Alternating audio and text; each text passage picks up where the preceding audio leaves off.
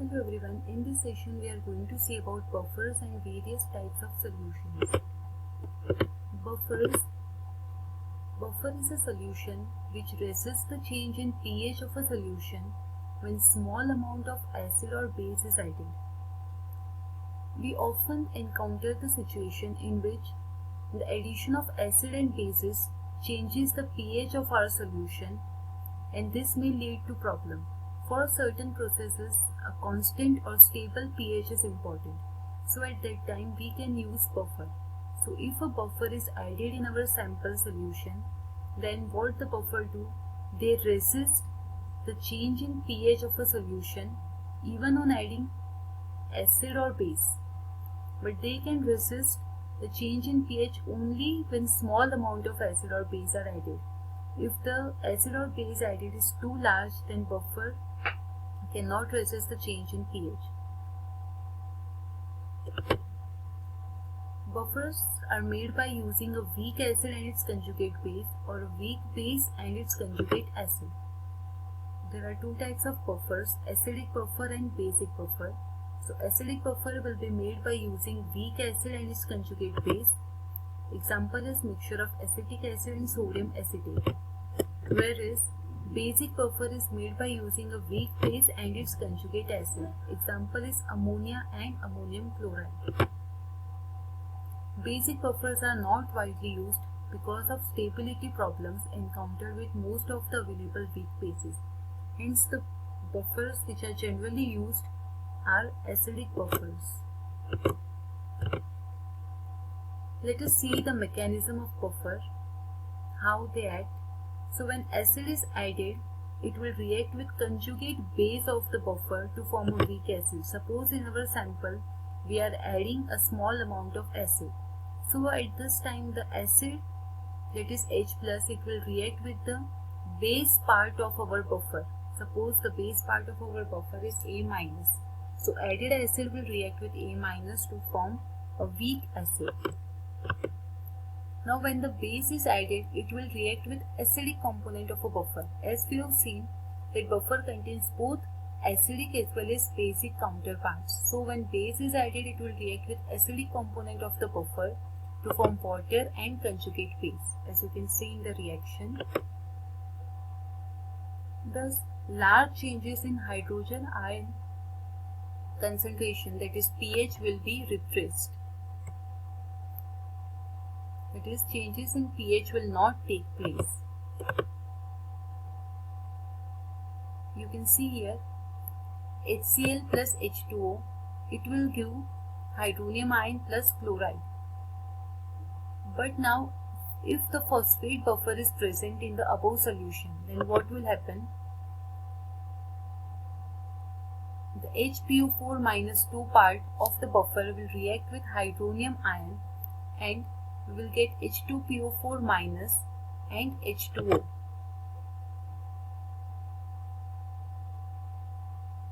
Thus you can see there are not much changes in the acidic and basic parts of the system. Now suppose NaOH, NaOH gives Na plus OH-. This OH- reacts with hydronium ion to give 2H2O. So again, if the phosphate buffer is present, its acidic counterpart will react with OH- and we get HPO4- 2 plus H2O. Henderson-Hazel-Welch equation. Suppose Ha gives H plus and A-. So Ka will be given as H plus into A- upon Ha. Now taking minus log on both the sides, we get minus log of Ka is equal to minus log of H plus minus log of A- upon Ha. So converting them into their P forms, it will give pKa is equal to pH minus log of A- upon Ha. Writing equation in terms of pH, we get pH is equal to pKa plus log of A-, that is base, upon acid, that is Ha. Thus, the previous equation is known as Henderson-Hazel-Welch equation. This is used to calculate the concentration of acid base, and hence it can be used to formulate a buffer. or if we know the concentration of acid and base, we can find out the pH.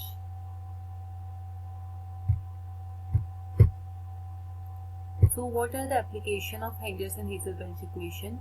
For calculation of pH of a buffer solution of known concentration, or on other hand you can calculate buffer solution of known pH. Okay, now let us see two types of buffer, buffer A and buffer B. So buffer A is having, now suppose there is a solution of pH 6. Now on adding 5 moles of acid in above solution, pH changes to 7. Whereas in buffer B, on adding 9 moles of acid, the pH changes to 7. So in buffer A, 5 moles of acid are required to change pH from 6 to 7.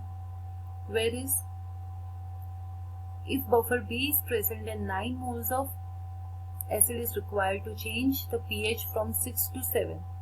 So which buffer is more efficient? Obviously buffer B is more efficient. See, because you can see that for buffer B, 9 moles of acid are required to bring a unit change in pH. Whereas in buffer A, only on adding 5 moles, the unit change in pH occurs. So more efficient is the buffer B because it can resist the change in pH efficiently as compared to buffer A. So this is the concept of buffer capacity. It is defined as the amount of acid or base that must be added to the buffer to produce a unit change of pH. It is given by beta. Beta is equal to dB, that is delta B, that is small change in the concentration of base divided by small change in the pH. It is also known as buffer index, buffer value, buffer efficiency or buffer coefficient. So all these terms are one and the same. They represent buffer capacity. Now let us see some of the buffers in pharmaceutical system. So first there are standard buffer systems. These standard buffer systems, they are designed to provide a solution having a specific pH for analytical purposes. So often for analytical purposes like for dissolution, disintegration, we require a specific pH. So to obtain the specific pH, we can use standard buffer system. Next is actual pharmaceutical buffers, which are designed to maintain pH limits in drug preparations. Now see, often while preparing drug, we require a specific chemical environment. Suppose we require a pH of 6 during preparation of a specific drug. So at this time we can use pharmaceutical buffers. Standard buffer systems, they are used for analytical purposes. And actual pharmaceutical buffers are those which are designed to maintain the pH limits in the drug preparations. So there are some of the example like HCl acid buffer, its pH is 1.2 to 2.2. Acid phthalate buffer for pH 2.2 to 4. Neutralized phthalate buffer pH 4.2 to 5.8. Phosphate buffer pH 4.2 to 5.8. Alkaline borate buffer pH 8 to 10.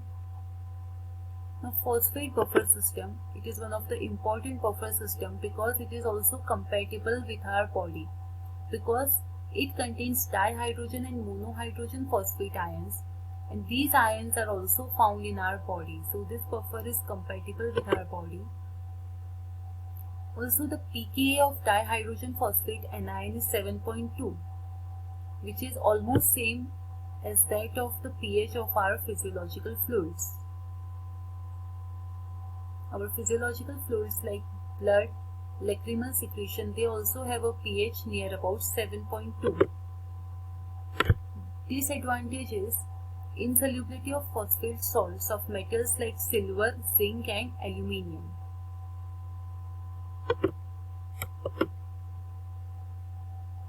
phosphate buffer system has been modified to include the addition of NaCl to make it isotonic with physiological fluid. So if NaCl is added in the phosphate buffer system, the buffer system also becomes isotonic, that is, it has tonicity same with our physiological fluid. So this is known as Sorensen phosphate buffer. Borate buffer system.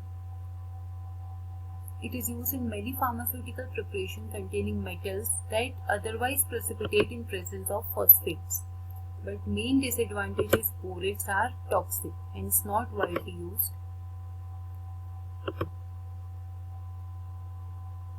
Three primary borate buffer systems are Feldman's, Atkins and Pantene, and Gifford's.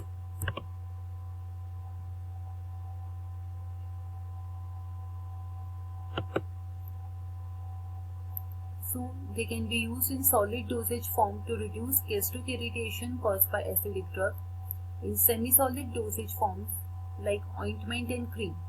So ointment and cream undergo pH changes on storing for a long time, hence citrate or phosphate buffer can be used. Buffers also find use in parenteral products, that is, which are injected directly into the blood, because if the pH of the parenteral product is higher, more than 10, it may cause tissue necrosis, and if it is lower, it causes pain at the site of injection. So buffer incorporation is very necessary in the parenteral product to maintain the pH 7.4. So some buffers are phthalate, glutamate, citrate and acetate, which can be used. Also they provide better solubility, stability and reduced irritancy. They also find use in ophthalmic products. So how pharmaceutical buffer selection should be done? So first is chemical aspect. Buffers should not react with other chemicals in preparation. That is, they must not participate in reactions like redox reaction or alter the solubility of other components, form complexes with active ingredients or participate in acid-base reactions other than those required. Buffer system should also show reasonable chemical stability. Volatile species like ammonia, carbon dioxide, they should be avoided. Alkaline buffer, they should be protected against absorption of carbon dioxide from the air. pKa of buffer should be near the middle of desired pH range.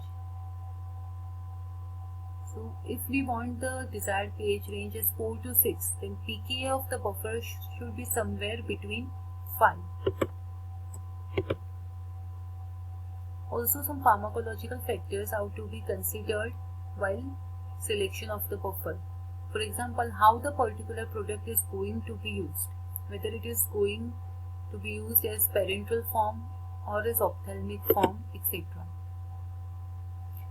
They must neither contribute nor detract from the pharmacological properties of the active ingredient. So suppose if the pharmacological property of the active ingredient is to decrease the heart rate, then buffer should not interfere with that property. Borates are toxic and hence they are used only in topical preparations, and sometimes they may be used in ophthalmic preparations.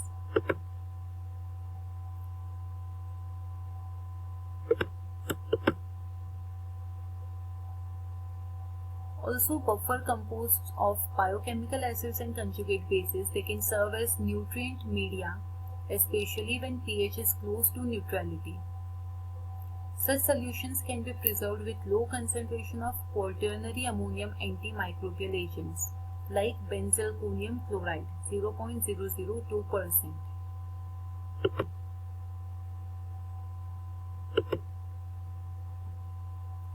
This criteria for buffer selection: they must have adequate buffer capacity, they must be available in high degree of purity, they must be water soluble and impermeable to biological membrane, they must be stable enzymatically and hydrolytically, and they must be non-toxic, and they must not absorb light.